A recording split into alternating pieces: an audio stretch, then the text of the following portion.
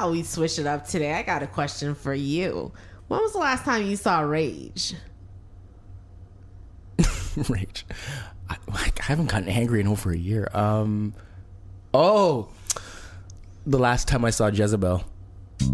Are you sure it wasn't Delilah? Maybe Ruth? No, I think I got the revelations. It's definitely Jezebel.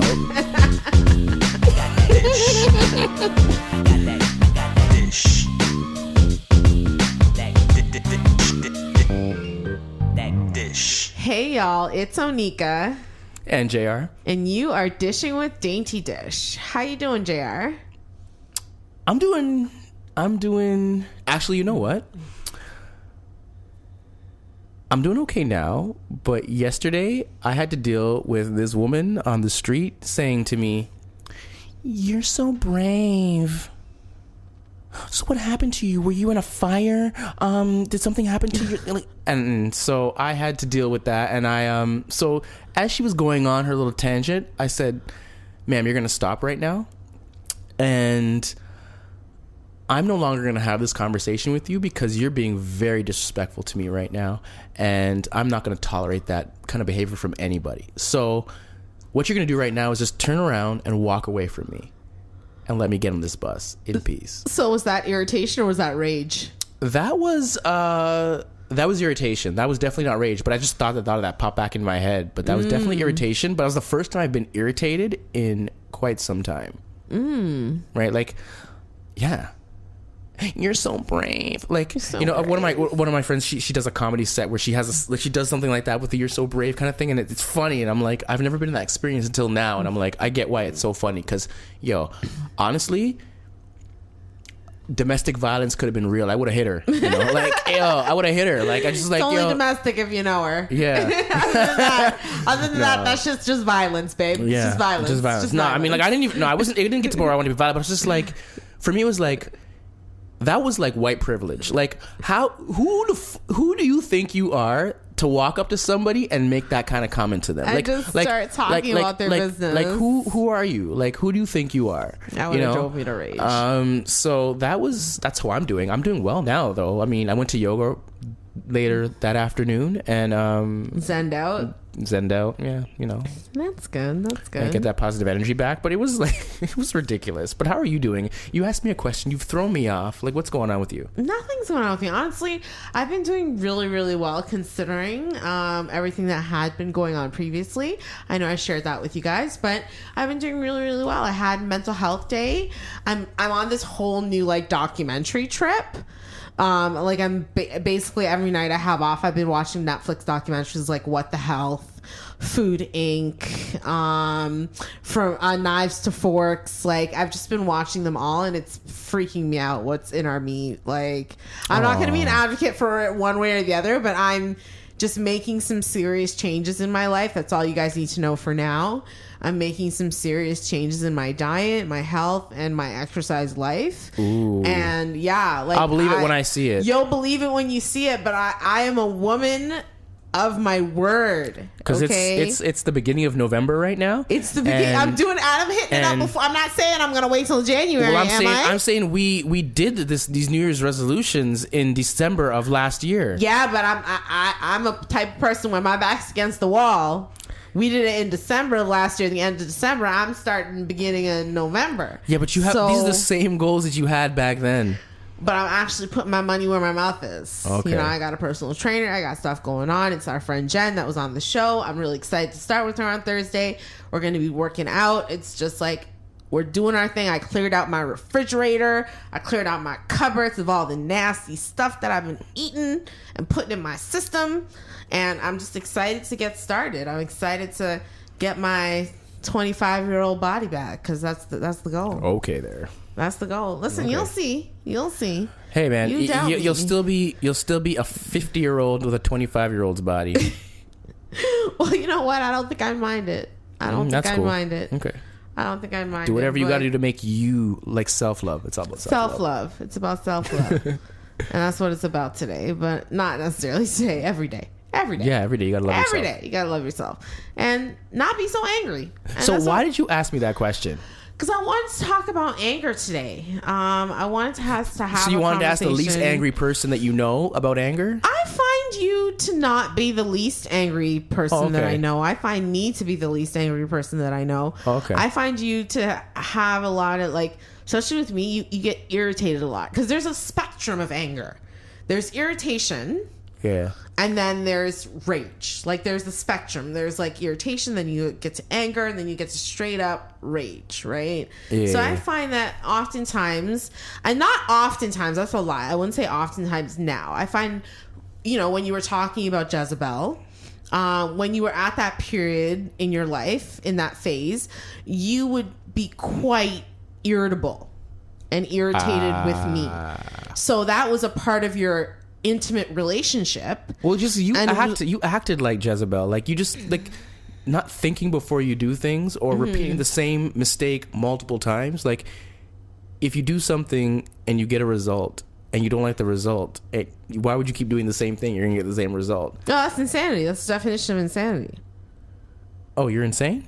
I have been. I have been. I'm not currently.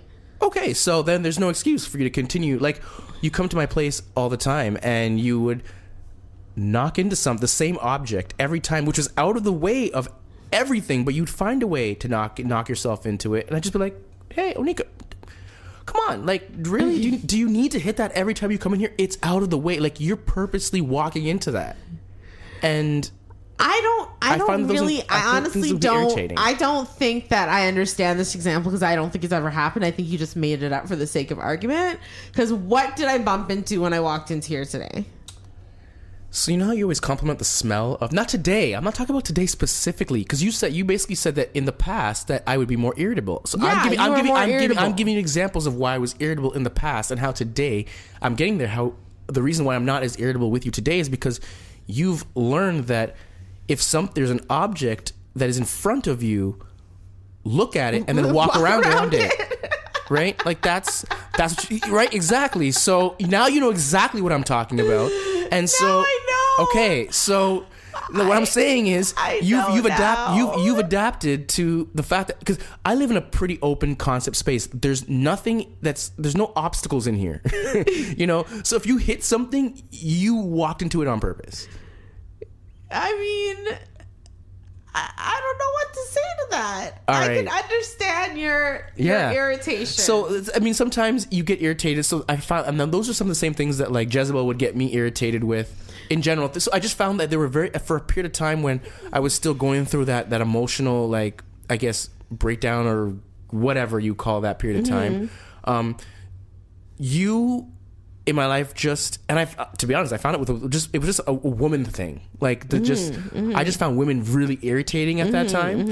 And so at the time I said, I'm separating myself from all women, which I did, except for you and my mom and, you know, cousin, then Dana, right? Like, yeah. Other than that, I was like, nope, I'm not dealing with you people. Like, no new friends, you know, like, and I'm like, I'm going to take this time to really figure myself out, get myself good, you know. And yeah, but what was on your mind when you became angry? And I know the biggest example we have is it's your relationship, is the situation that you were in regards to your marriage. Like, what was on your mind when you got angry? And you don't have to get too deep into this. Just give me a sense of you would get to rage, when you would get to anger, when you would get to irritation. Like, what was on your mind? What were you thinking? The challenge with me is that people don't really typically understand, unless you really know me. You don't understand when I'm annoyed.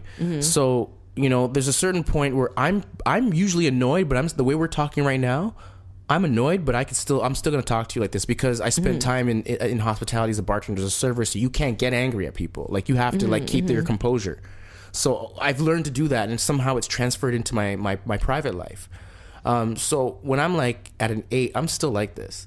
But then I get a bit higher and I start getting a bit direct with people. And then after I get direct, I get silent.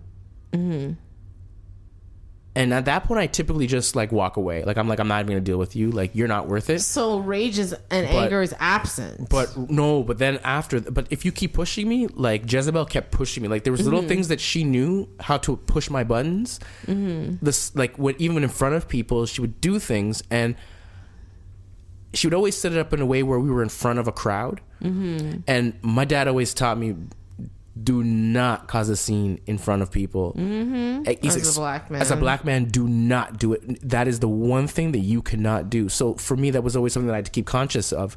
So no matter how many buttons she pushed, I would just stay silent. And then eventually one day it got to the point where, poof, like I lost it. And it was just like, I need you the F out of here. You know, like I gave some words.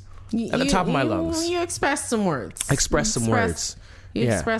Yeah. So were you on the like, because sometimes with anger, it's a matter of like, I want to get even. Like I'm so angry that you have violated my rules and violated my trust and violated, just me in general, that I just want to get even. That's the kind of angry I find myself getting sometimes. Like even angry. Like tit for tat, eye for an eye. Old Testament shit. Like I don't see how that works in relationships, because it was a problem of mine, because it seemed like everything needed to be a competition, right? So, and I'm like, as my wife competing with me, you're not beating me in any competition. It's not happening. So then what do you resort to? You gotta throw your crotch around, right? Okay. But by throwing your crotch around, you're not getting back at me. You're basically pushing me away. You're basically saying, because for me, monogamy is you have everything because you're monogamous.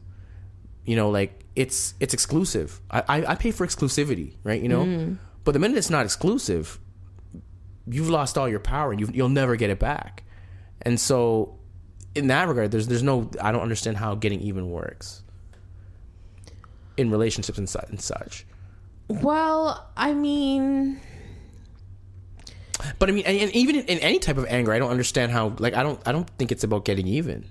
I feel like sometimes it is about getting even. Like the person has hurt you and you want to hurt them as much as you can.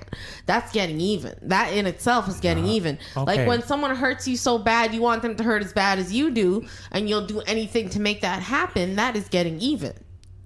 But I think getting angry and getting even are two different things, because for me, when I'm getting angry, I'm just showing the balled up emotion that's been created either through a single incident or multiple incidents that have accumulated to cause the big boom, right? Like getting even, I think is an afterthought, because like for me, I had no desire to get even with Jezebel, like none, zero. Now, no, even then I had no desire to get. Never once did you see me want to get even with her, because there was no way to get even. There was zero way to get even. In that situation, I could see how that would be impossible. There was never because once it was the dissolution of the situation to begin with. If you're in a marriage and someone is adulterous in that marriage, they've broken that marriage. There's no way to get back at them. They've already broken it. Unless you take them for everything they're worth, which, I mean, if she was worth anything. But that doesn't even, that's not like that kid. I looked at that so as a man who's filed for divorce and spent time in the courts and been there and been surrounded by, because most of the divorces are through women, and seen how women act in those situations. They're trying to get even. They're mad, they're angry, and they're trying to get even, and they want to get even financially. But me as a man, there's no way to get even with a woman. There's what financially? I've always made more money than her. I made her believe she made more money than me, but I've always made more money than her. So it's like, what is it financially? No, I'm a provider. I'm a man. That's what I do. So I can't get even with you financially. Listen, not all men are providers. Look at Kevin Federline. I'm going to bring his ass up from 2001. You got some Federlines out there that'll suck you dry. They want to get even. They've been hurt. They're angry. I'm just saying that I think getting even is a part of, like the end game can be the end game of anger. It can be the end game. I'm not saying it was for you. I'm just saying for some people it could be the end game of anger. I just feel it's like people that are bitter. Like, I mean, from my experience, like honestly, I've seen and communicated with so many people now, like in those court, like in the divorce sector and stuff, and like they're just bitter. Like they're all bitter and angry. It's like, you know what? you made up, like, for me, I look at it, and for my situations, like, everything that went wrong, how did it happen? I proposed to her. I made the decision. So, you know, I played a huge role in that. So I have to stand back and say, you know what, everything that happened, there's no one's fault here but mine. You know, because I wouldn't have been in that situation had I not been the one to pull the trigger. You know, women may choose boyfriends, but men choose wives. So, you know, like, there was no getting even. I guess from a male perspective, there's no real getting even. From a female perspective, I guess you might have gotten to a certain lifestyle, and at the end of the day, you know for a fact that you can't maintain that because without him, because you have no skills. So, you know, and you're now want to get even because you want to maintain that lifestyle. You might want to hurt this person for hurting you, or vice versa, and you just want to maintain a lifestyle, but it's not necessarily trying to get even with them. No, you want to maintain a lifestyle. Like, you think if Jezebel could have maintained the lifestyle that we were living together through fighting me, she would have done it? Absolutely, she would have done it. Can she? No.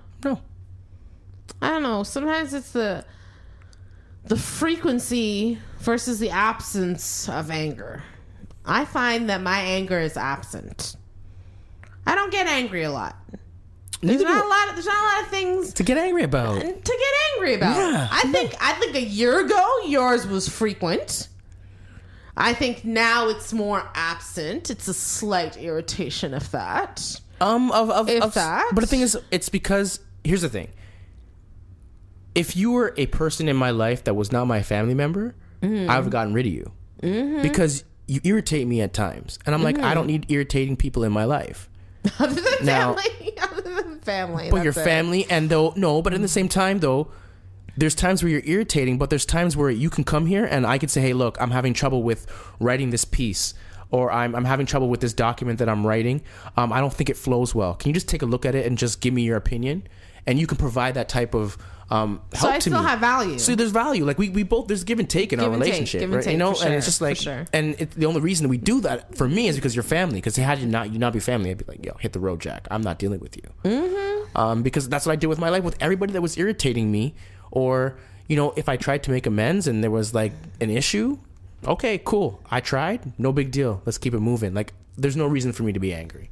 That's a part of anger too, making amends. I was going to get to that. Angry just raises your blood pressure, and you don't need to do that. Oh, making amends? Yeah, making amends. There are a couple things you could do when you get angry, and it's like you hit the point of rage. One is a timeout. Just like when you were a little kid, having a timeout and taking the time to reassess everything, why you're angry, what's making you upset, what can you do differently, what can you say differently, because there's a lot of people out there that have an anger problem. You know, they're going through things in their lives, they're experiencing things in their past, and, you know, they feel like the rules of their lives are currently being violated by people, be it for big reasons or small reasons, and they get angry. They get angry. Not everyone is like JR or I, where we let things like water off a duck's back. I mean, people, this you takes could see time. them on the bus. This takes time. It takes time and effort. Homie, you could see them on the bus. You could see how angry people get just on a bus. Like, it's seriously getting stepped on, or someone's not giving them a seat, or someone stinks real bad, or, you know, people just get livid. Like, I've seen people get up from like sitting down beside a person because they're talking too loud on their phone, which shouldn't even be on their phone. I get kind of annoyed. See, okay, I don't get angry, but I get annoyed when people are on the bus and they're just yammering away on the phone, because for me, it's like when I'm on the phone, I'm typically having a conversation with someone that I don't want the whole world to hear the conversation. So, like, if I'm able to have the conversation on the bus, it's not really a worthwhile conversation. That's the way I feel. But a lot of people just yammer on, and it's annoying. I mean, regardless of what language you're speaking, but if you're speaking one of those languages that have a high pitch, for me personally, that's annoying. That's real annoying. AF. I mean, every language is annoying, but the high pitched ones are just those have a special place in my heart.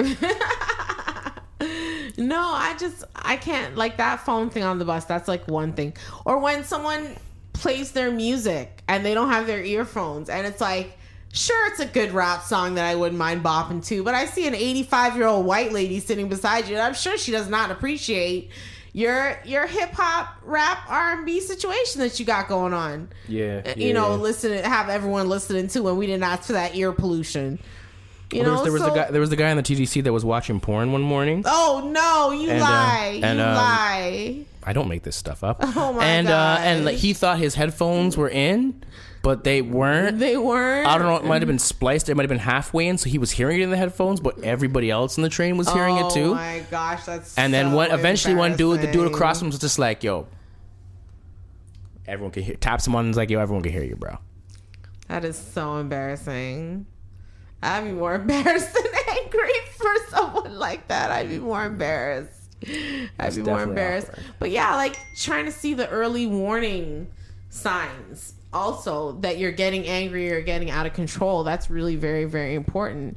Like it's not even just learning to step away. It's learning about those early warning signals and doing something about it, like being proactive and trying not to get incredibly angry or trying not to yell at your partner, because it's easy to get angry in close relationships and intimate relationships. You talked about that before. I mean, we have a pretty close relationship between you and I, and I've been angry with you, you've been angry with me, we've both been angry with each other, and we somehow find a way to manage and get over it. But not everyone is, in that situation. The anger just seems to escalate and escalate. Oh, I mean, there's no early warning signs. Well, no, there are, but like, for example, in my marriage, it got to the point where like I like having my personal space. It's just a thing that I like. I grew up as an only child. I do things by myself. I'm comfortable, but I was in a relationship where this person wanted to be with me all the time, and it's like that's too much. Like, get a hobby, get a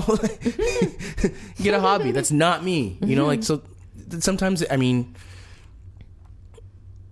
we create our own problems because I created that problem. I can't go anywhere with this. But honestly, you know what though? I created it. 1 year later, you, like, I started meditating a while ago. Like, it's been 2 weeks since I started, not a while, but it's been 2 weeks since I've been meditating. And I feel calmer. Like, you do things like do yoga to like center yourself and get your zen and get your zen on and just breathe, woo-saw, relax. These are things that people who have anger problems should be doing. You're like, Julian, you have anger problems? That's why you do yoga. Like, previously, I would say. I don't have anger problems. I've been actually angry. I can count the times on one hand.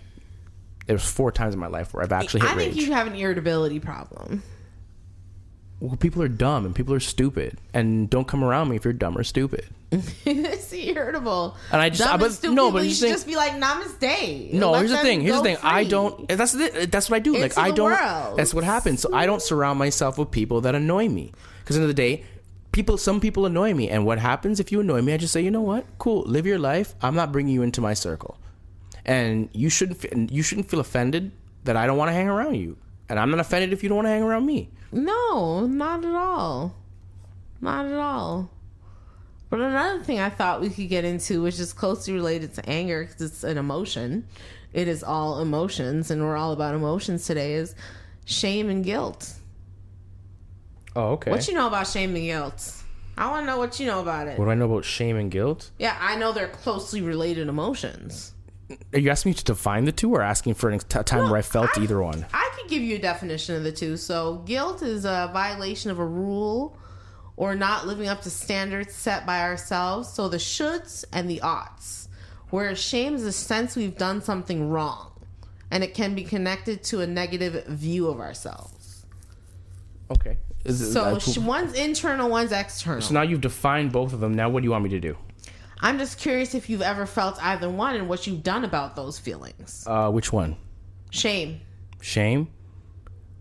Yeah, I felt shame when I found out my wife was cheating on me, and I found out that not only were my friends aware, or people that I thought were friends were aware, I found out that strangers were aware.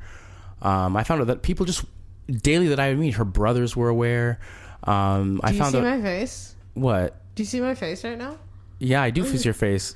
Yeah, you're scared. I know what's your problem. You asked me when I felt shame. I'm telling you when I felt shamed. I felt shamed as a man when I found out that my wife was cheating and everyone around me knew, and I was walking around like an idiot. That's when I felt shamed. Yeah. So What do you want to? Where else do you want to go?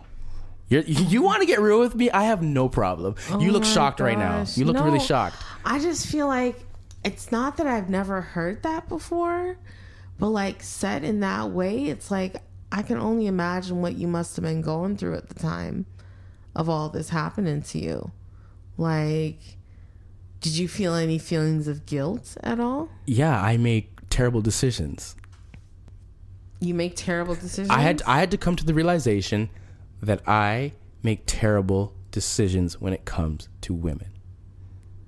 I had to realize that I made a terrible decision that you cannot be with a woman that doesn't respect her father.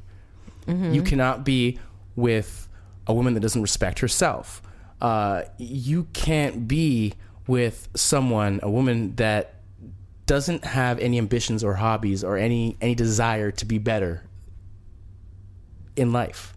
You can't do that. You can't will that on somebody. You can't pull it out of somebody. If they don't have it, they don't have it, and don't waste your time. So I had to recognize that in myself, that To me, shame is like I've made a mistake. No, guilt is I've made a mistake, and shame is I am a mistake. I felt shame for a lot of parts of my life, for a very large portion of my life. I feel like I'm only coming out of it now, and that's thanks to therapy. But I felt shame probably for most of my life. Shame from what happened to me when I was a child, shame from the sexual assaults. Like, it became a part of that negative self-view that I held over the course of the years, because I felt like I wasn't worth anything. I wasn't worthwhile. I wasn't worth happiness. I wasn't worth love. And I felt a lot of shame around that. But I also felt like a certain sense of guilt that, like, why can't I be like everyone else? Why can't I do the things everyone else does? Like, why are these bad things happening to me? So it just, I don't know, when it comes to guilt and shame, there's that level of secretiveness, I think, when it comes to shame. I don't know if you ever have felt that or had to keep a secret or hold in your emotions, but there's a certain level of secretiveness that comes with feeling shame about something that's going on in your life. You don't want people to know. You don't want to share with people. You don't want people to know what is going on with you and how you're feeling and what you're doing that's potentially wrong.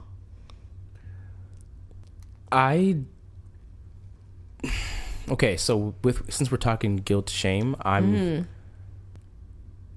didn't feel ashamed about my skin.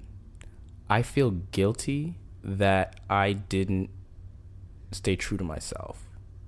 And I started wearing makeup, and that really messed with my head. Like, that really, really, really, really, really messed with my head. Because I was going against, like, my nature. Being myself and just not caring about anything or anybody. But I think I was majorly influenced by being with someone who was superficial and always leaning towards the superficial side of things, and that kind of affected me a great deal, because I always felt that I needed to maintain this image, and I recognized that that's something that she grew up with. When I started paying attention, I'm like, there's this thing of trying to maintain an image for the whole world, and fake it, not let anyone know what's really going on, and that's not the way I was raised at all. But I was heavily influenced by the person that I was with, and that kind of makes me feel guilty to myself. I mean, I feel guilt, like I went against my own morals, my own teachings and stuff. So that's pretty shitty. Yeah, I would say mental health wise, I felt guilt that it was happening to me. I was always asking the question, why? Like, why me? Why is this happening to me? Why am I suffering with mental health issues? Why do I have to be depressed? Why do I have to have panic attacks? Why do I have to be bipolar? So it started with the why, and then I started to kind of turn the lens in on me, like, this is my fault. You know, I stopped listening to doctors that said it was like a chemical imbalance in my brain. Why my brain then? Why not someone else's brain? You know, why me? And that's where a lot of my guilt came from when it came to my mental health issues. You know, I feel guilty, like in this current moment, not like in this current moment, but like in the last couple of weeks, I feel guilty that I couldn't do my job very well because my mental health was getting in the way, or that I couldn't give my 100% to what you and I were doing because my job, my mental health was getting in the way. You know, that's where my guilt comes from. And my shame used to come from feeling weak as a human being. You know, I was too weak to withstand what was happening to me in regards to my mania. I was too weak, you know, to help myself get through what I was going through. So that weakness was my shame. And that's where I felt that sense of shame.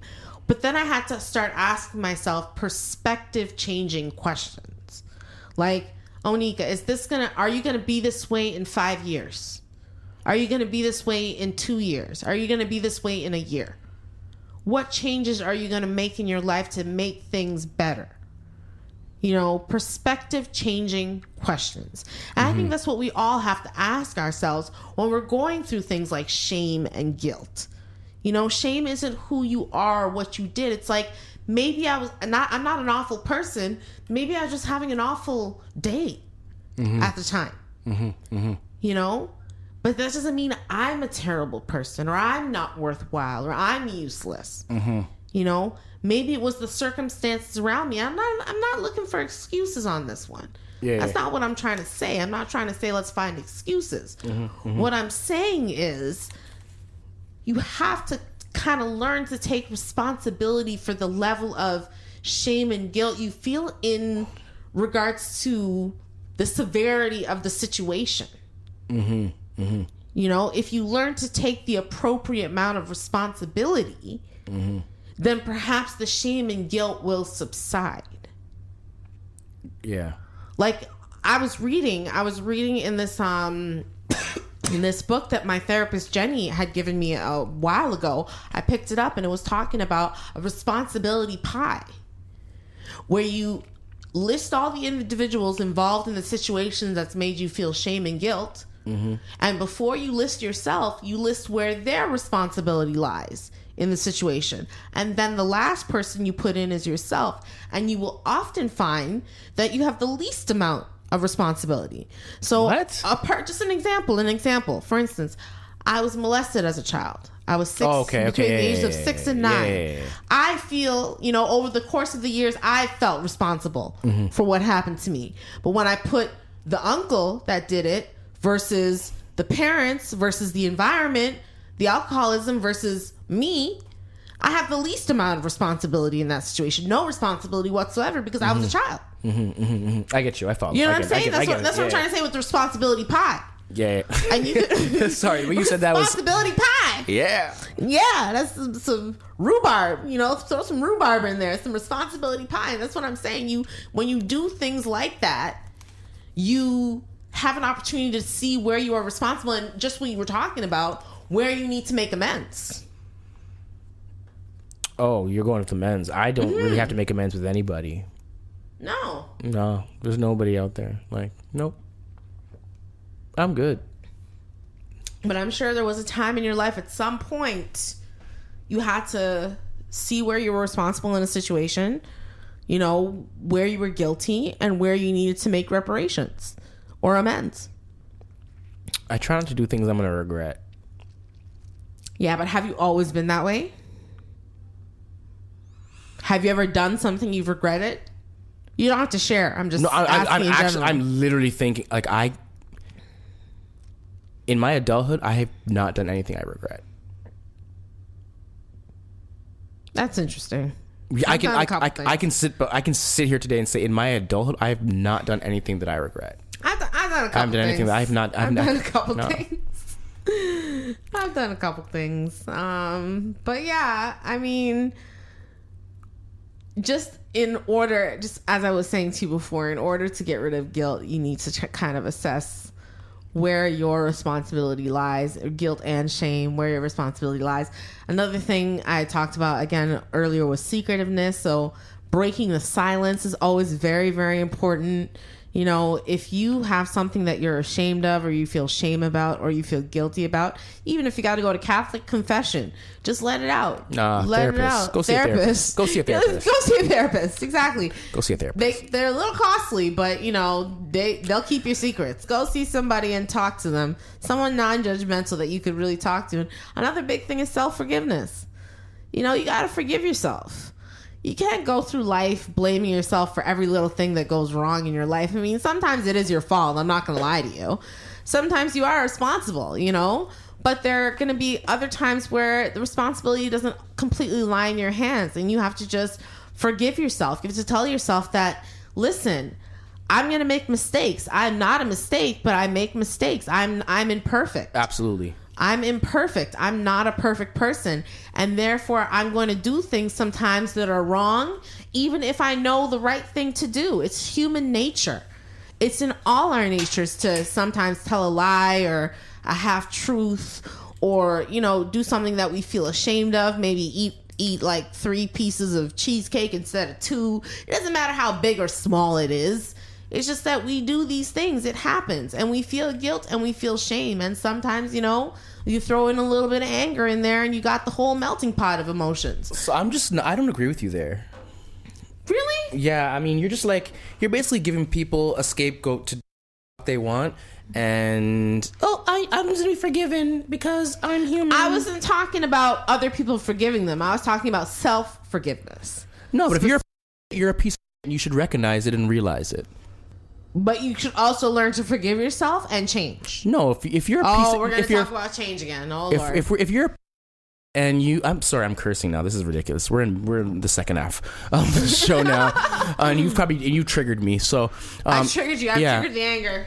Yeah, if you're... Well, not the annoyance. Well, I like to go through life thinking that most people aren't... That's where my message is coming from, okay. Where the people I'm talking to that listen to my podcast are not pieces of shit. They're people who want to learn something and, you know, will hopefully come to forgive and love themselves based on their 2, 3, or 100 flaws.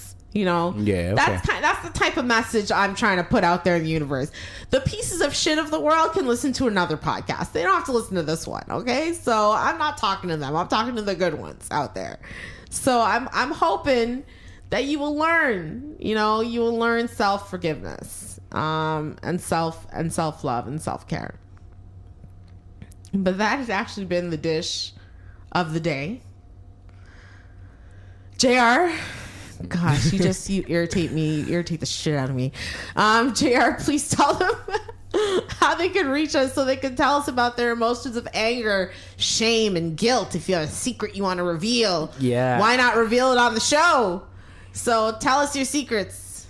Absolutely. Tell us your lies. Yeah. Tell us your everything. Yeah. All the Jezebels. All the Jezebels. Email us. Tell us your lies. Your sweet, sweet lies. No. If you want to contact us, you can reach us at dysh, dysh, at daintydish.com. You can also check out Onika and more of her opinions and stuff on onikadainty.com. You can check out more of her flashy sayings and, you know, little... I don't know. And my new haircut. And your new haircut on Instagram. Yeah. Best of Onika, and Onika Dainty at Onika Dainty for Twitter. You can check me out on Instagram at Best of J.R. If you're listening to us on Apple Podcasts, we appreciate you so much. We deserve a 5. Thank you so much for listening.